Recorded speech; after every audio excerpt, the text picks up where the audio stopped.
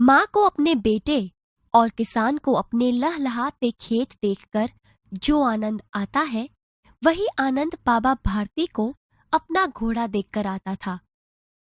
भगवत भजन से जो समय बचता वह घोड़े को अर्पण हो जाता।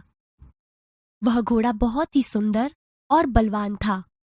इसके जोड़ का घोड़ा सारे इलाके में न था।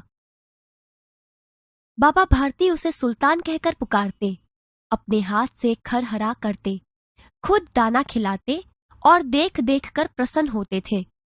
उन्होंने रुपया, माल असबाब, जमीन आदि अपना सब कुछ छोड़ दिया था, यहाँ तक कि उन्हें नगर के जीवन से भी घृणा थी। अब गांव के बाहर एक छोटे से मंदिर में रहते और भगवान का भजन करते थे। मैं सुल्तान के बिना नहीं रह सकूंगा, उन्हें ऐसा लगने लगा था। वे उसकी चाल पर लट्टू थे। कहते, ऐसे चलता है जैसे मोर घटा को देखकर नाच रहा हो। जब तक संध्या के समय सुल्तान पर चढ़कर 8-10 मील का चक्कर न लगा लेते, उन्हें चैन न आता। खड़क सिंह उस इलाके का कुख्यात डाकू था। लोग उसका नाम सुनकर कांपते थे। होते होते सुल्तान की कीर्ति उसके कानों तक भी पहुंची। उसका हृदय उसे देखने के लिए अधीर हो उठा। वह एक दिन दोपहर के समय बाबा भारती के पास पहुंचा और नमस्कार करके बैठ गया। खड़क सिंह, क्या हाल है? आपकी दया है। कहो, इधर कैसे आ गए? सुल्तान की चाह खींच लाई। विचित्र जानवर है, देखोगे तो प्रसन्न हो जाओगे। मैंने भी बड़ी प्रशंसा सुनी है। उसकी चाल तुम्हारा मन मोह लेगी। कहते हैं देखने में भी बड़ा सुंदर है। क्या कहना, जो उसे एक बार देख लेता है, उसके हृदय पर उसकी छवि अंकित हो जाती है। बहुत दिनों से अभिलाषा थी, आज उपस्थित हो सका हूँ। बाबा भारती और खड़क सिंह अस्तबल में पहुंचे। बाबा ने घोड़ा दिखाया घमंड से। खड़क सिंह ने घोड़ा देखा आश्चर्य से। उसने सहस्त्रों घोड़े देखे थे, परंतु ऐसा बांका घोड़ा उसकी आंखों से कभी न गुजरा था। सोचने लगा, भाग्य की बात है, ऐसा घोड़ा खड़क सिंह के पास होना चाहिए था। इस साधु को ऐसी चीजों से क्या लाभ? कुछ देर तक आश्चर्य से खड़ा रहा। इसके पश्चात उसके हृदय में हलचल होने लगी। बालकों की सी अधीरता से बोला, परंतु बाबा जी, इसकी चाल न देखी तो क्या? बाबा जी भी मनुष्य ही थे। अपनी वस्तु की प्रशंसा दूसरे के मुख से सुनने के लिए उनका हृदय अधीर हो गया। घोड़े को खोलकर बाहर ले गए। घोड़ा वायु वेग में उड़ने लगा। घोड़े की चाल देखकर उसके हृदय पर सांप लौट गया। वह डाकू था और जो वस्तु उसे पसंद आ जाए उस पर वह अपना अधिकार समझने लगता था। जाते जाते उसने बाबा से कहा, बाबा जी, मैं यह घोड़ा आपके पास न रहने दूंगा। बाबा भारती डर गए। अब उन्हें रात को नींद न आती। सारी रात अस्तबल की रखवाली में कटने लगी। प्रतिक्षण खड़क सिंह का डर लगा रहता था, परंतु कई महीने बीत गए और वह न आया।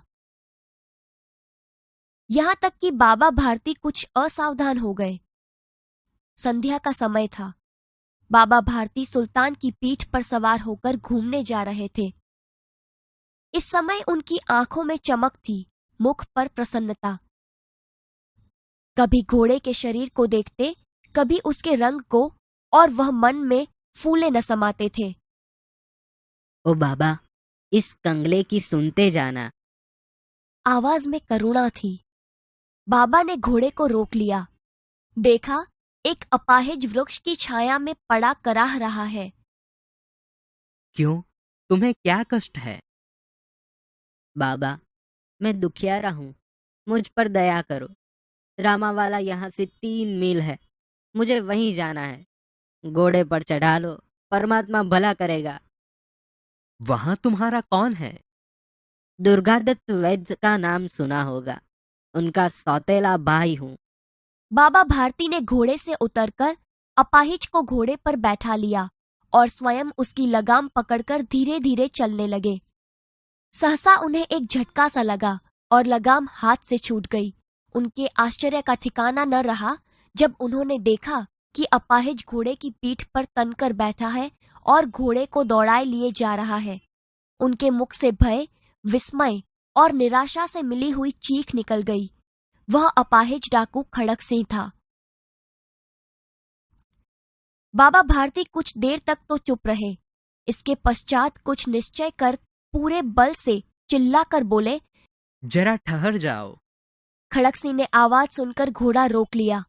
उसकी गर्दन पर प्यार से हाथ फेरते हुए कहा, बाबा जी, यह घोड़ा अब न दूंगा। मगर एक बात सुनते जाओ। खड़क सिंह ठहर गया। बाबा भारती ने निकट जाकर उसकी ओर ऐसी आंखों से देखा जैसे बकरा कसाई की ओर देखता है। फिर कहा, यह घोड़ा तुम्हारा हो चुका। मैं तुमसे इसे वापस करने के लिए नहीं कहूंगा, परंतु खड़क सिंह, केवल एक प्रार्थना करता हूं, उसे अस्वीकार न करना, नहीं तो मेरा दिल टूट जाएगा। बाबा जी, आज्ञा कीजिए, मैं आपका दास हूँ, केवल यह घोड़ा न दूंगा। अब घोड़े का नाम न लो। मैं तुमसे इसके विषय में कुछ न कहूंगा। मेरी प्रार्थना केवल यह है कि इस घटना को किसी के सामने प्रकट न करना। खड़क सिंह का मुंह आश्चर्य से खुला रह गया। उसका विचार था कि उसे घोड़े को लेकर यहाँ से भागना पड़ेगा, परंतु बाबा भारती ने स्वयं उससे कहा, इस घटना को किसी के सामने प्रकट न करना। इससे क्या प्रयोजन सिद्ध हो सकता है? खड़क सिंह ने बहुत सोचा, बहुत सिर मारा, परंतु कुछ समझ न सका। हार कर उसने अपनी आंखें बाबा भारती के चेहरे पर गड़ा दी और पूछा, बाबा जी, इसमें आपको क्या डर है? उसका प्रश्न सुनकर बाबा भारती ने उत्तर दिया, लोगों को अगर इस घटना का पता लग गया तो वे किसी गरीब का विश्वास न करेंगे। यह कहते कहते उन्होंने सुल्तान की ओर से इस तरह मुंह मोड़ लिया जैसे उनका कोई संबंध ही नहीं रहा हो। बाबा भारती चले गए, परंतु उनके शब्द खड़क सिंह के कानों में उसी प्रकार गूंज रहे थे। सोचता था, कैसे ऊंचे विचार हैं, पवित्र भाव हैं। उन्हें इस घोड़े से प्रेम था। इसे देखकर उनका मुख फूल की नाई खिल जाता था। कहते थे, इसके बिना मैं न रह सकूंगा। इसकी रखवाली में वे कई रात सोए नहीं।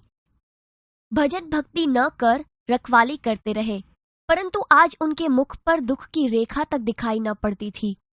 उन्हें केवल यह ख्याल था कि कहीं लोग गरीबों पर विश्वास करना न छोड़ दें।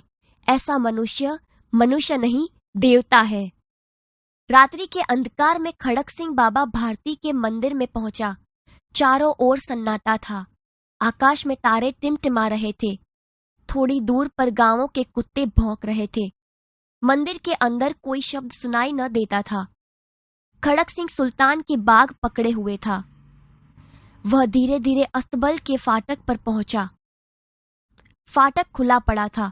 किसी समय वहां बाबा भारती स्वयं लाठी लेकर पहरा देते थे, परंतु आज उन्हें किसी चोरी, किसी डाके का भय न था।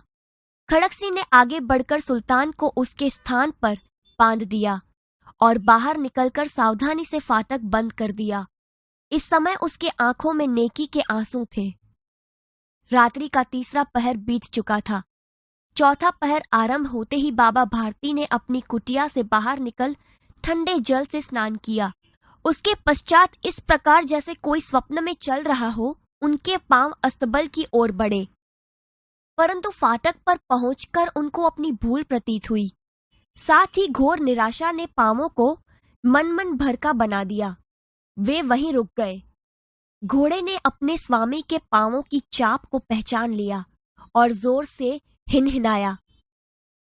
अब बाबा भारती आश्चर्य और प्रसन्नता से दौड़ते हुए अंदर घुसे और अपने प्यारे घोड़े को गले से लिपटकर इस प्रकार रोने लगे, मानो कोई पिता बहुत दिन के बिछुड़े हुए पुत्र से मिल रहा हो। बार बार उसकी पीठ पर हाथ फेरते, बार बार उसके मुंह पर थपकियां देते। फिर वे संतोष से बोले, अब कोई गरीबों की सहायता से मुंह नहीं मोड़ेगा।